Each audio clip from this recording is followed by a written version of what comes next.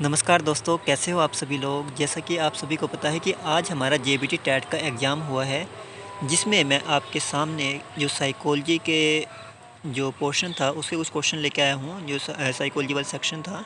और इससे पहले मैंने आपको मैथ की वीडियो डाल के दे दी है, जिसमें मैंने सारे के सारे क्वेश्चन आपको सॉल्व करके बता दिए हैं। माफ़ कीजिए, सॉल्व तो नहीं किया, मैं सिर्फ उनके आंसर की आपको बता दिया। इसकी भी मैं अभी आंसर की आपको बता रहा हूँ। तो चलते हैं पहले क्वेश्चन की ओर। कार्य और कारण संबंधों का अध्ययन अधिक सटीकता से किया जा सकता है, किसके द्वारा किया जाएगा। अगर एक्सपेरिमेंट अगर हम करते हैं तो हम किसी भी काम को जल्दी से हम कर सकते हैं। तो इसका आंसर पहले का है ऑप्शन नंबर ए।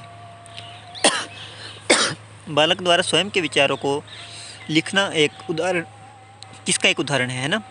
आत्म पहचान का ये उदाहरण आएगा। ऑप्शन नंबर डी इसका सही आंसर रहेगा। विकास का प्रारंभ कब से शुरू हो जाता है, ये आपके पास बहुत बार पूछे जाने वाला क्वेश्चन है ये। तो इसका आंसर जो हमारा ऑप्शन नंबर सी रहता है। और आई होप कि आपने ये क्वेश्चन आसानी से कर दिया होगा। एक और आसान सा क्वेश्चन हमारे पास पूछा गया है, जिसमें पावलोव ने अपना प्रयोग किस पर किया है। तो कुत्ते के ऊपर जो उन्होंने अपना प्रयोग किया था। तो आप सबको ये अच्छे से आता है। सामाजिक अधिगम का सिद्धांत किसने दिया था। तो ये किसने दिया था, बंडूरा ने हमारे ये सामाजिक अधिगम का सिद्धांत दिया था। अगला क्वेश्चन है हमारा कि अत्यधिक और तर्कहीन भय प्रतिक्रिया क्या कहलाती है। जब ज़रूरत से ज़्यादा कोई इंसान को भय लगने लग जाता है तो वो क्या कहलाएगा। तो उसका वो फोबिया में बदल जाता है और वो फोबिया कहलाने लग जाते हैं। तत्परता, अभ्यास व प्रभाव डैश के नियम हैं। तो किसके नियम है ये, अधिगम के नियम हैं। तो आपने ऑप्शन नंबर सी अगर लगाया है तो आपका आंसर सही है। तो मैस्लो ने अपने अभिप्रेरणा के सिद्धांत में सबसे ऊपर किस आवश्यकता को रखा है। देखो, अगर नीचे से अगर ऊपर की तरफ चलते हैं, जो सबसे ऊपर वाली हमारी क्या है, आत्मबोध वाली है। तो आत्मबोध को उन्होंने सबसे लास्ट वाली यानी फिफ्थ वाली स्टेज पर रखा गया है। अगर इन्होंने सबसे लास्ट यानी कि अगर हम ऐसे उसकी जो हायरार्की बनी है उसके हिसाब से देखें तो फिफ्थ नंबर वाली तो यही स्टेज है। तो ये आत्मबोध इसका सही आंसर होगा। जब पहले से सीखी हुई सामग्री को नए सीखने में बाधा उत्पन्न करे, जो अगर हम कुछ नया सीख रहे हैं तो उसमें अगर बाधा कर रही है जो पुराने वाली, तो हमारी क्या होगी, वो ऋणात्मक लर्निंग हमारा हो जाएगा वो। तो इसका ऑप्शन नंबर बी सही आंसर है। तो क्रिया प्रसूत अधिगम किस मनोवैज्ञानिक से संबंधित है।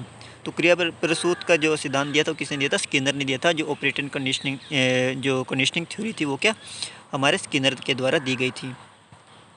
ये वाले क्वेश्चन में थोड़ा सा अभी मुझे डाउट है, तो इस एक क्वेश्चन को मैं रहने देता हूँ। बाकी सारे क्वेश्चन मैंने आपको सॉल्व करके यहाँ पे रख रखे आपको जो देने वाला हूँ। जो मैं फ्राइड के अनुसार जो अहम होता है, अहम यानी कि जो हमारा ईगो होता है, किसके ऊपर केंद्रित रहता है। तो ये रियलिटी यानी यथार्थ के ऊपर चलता है।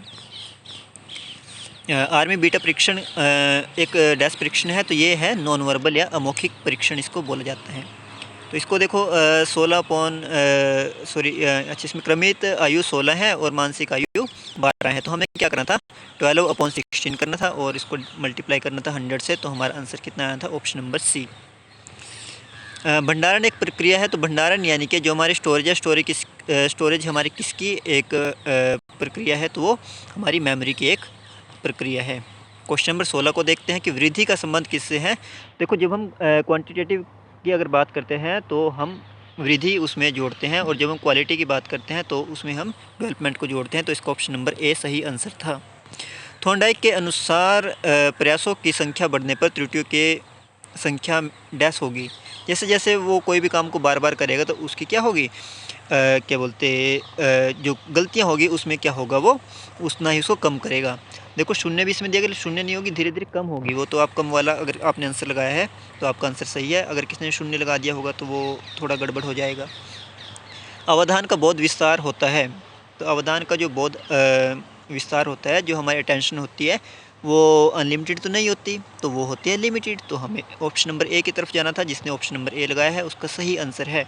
और ये जो आंसर की जो फाइनल आंसर की आएगी उसमें भी आपको यही आंसर मिलने वाले हैं। तो आपने इस वीडियो को पूरा देखना है और इसके ऊपर आप भरोसा कर सकते हो, क्योंकि मैं भी बहुत दिन से साइकोलॉजी पढ़ा रहा हूँ, हिंदी पढ़ा रहा हूँ और मैथ को पढ़ा रहा हूँ। तो आप मेरे ऊपर भरोसा कर सकते हो। अभी तक मैं ऑफलाइन ही पढ़ा रहा था, लेकिन अब धीरे धीरे मैं ऑनलाइन भी अपना स्टार्ट कर रहा हूँ। तो आप मुझसे जुड़ सकते हो कभी भी, और मेरे चैनल को आप सब्सक्राइब करो और मुझसे जुड़ो। और मैंने कुछ वीडियो उसमें मैथ की डाल दी है, जिसमें सिंपल इंटरेस्ट और कंपाउंड इंटरेस्ट की वीडियो मैंने डाली हुई है। अच्छा, हम देखते हैं बिल्ली का प्रयोग किस मनोवैज्ञानिक ने किया था। तो ये भी बहुत ही आसान सा क्वेश्चन था, जो थॉर्नडाइक ने। तो कुछ बेसिक क्वेश्चन से पूछे गए हैं, और कि आई होप कि जो हमारा साइकोलॉजी वाला है उसमें तो आपके फुल मार्क्स आने चाहिए। स्टैनफोर्ड विनय बुद्धि परीक्षण योग्यता का मापन है किस? तो कॉग्निटिव इसका सही आंसर था। तो उन्होंने कॉग्निटिव को मापने के लिए ये किया था।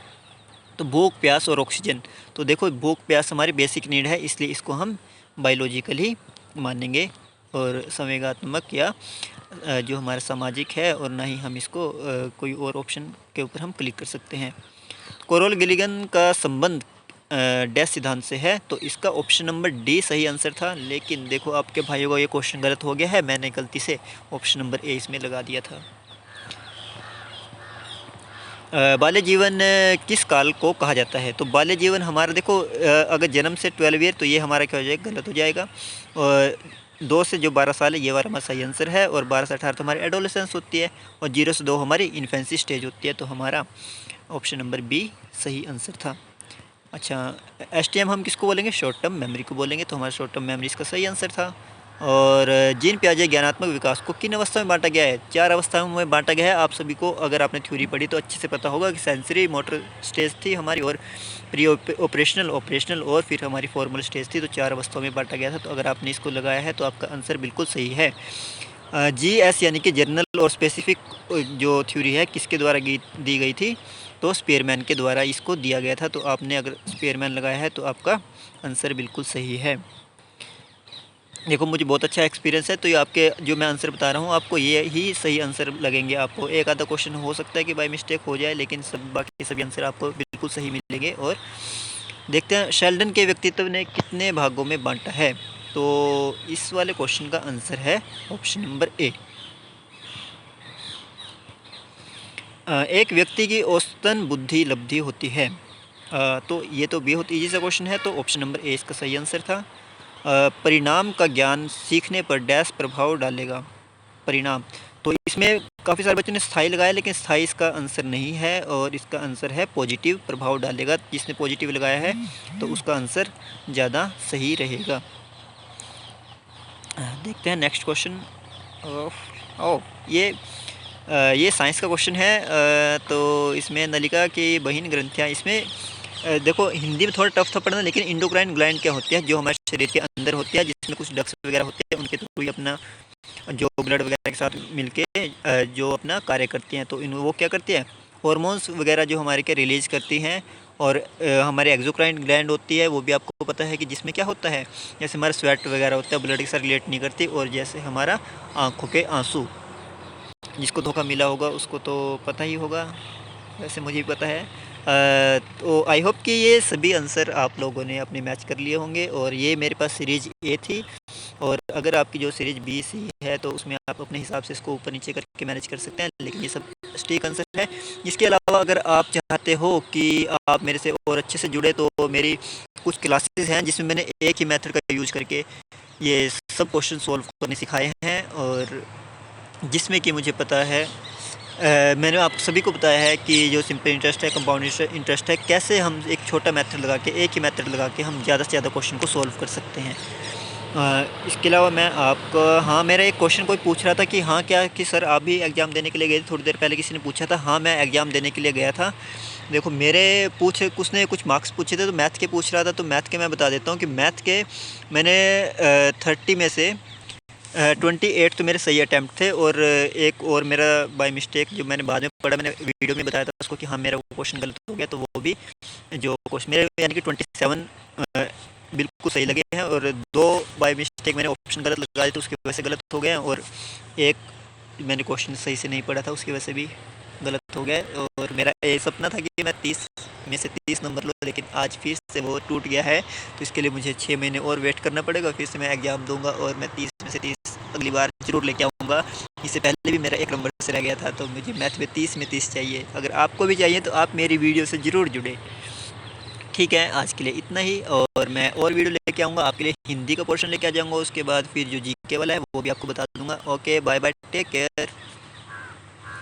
हाँ याद रखना कि मेरी वीडियो को सब्सक्राइब करें, लाइक करें, और इस वीडियो को ज़्यादा से ज़्यादा ज़रूर शेयर करें, और मेरे चैनल पर ज़्यादा से ज़्यादा जुड़ें।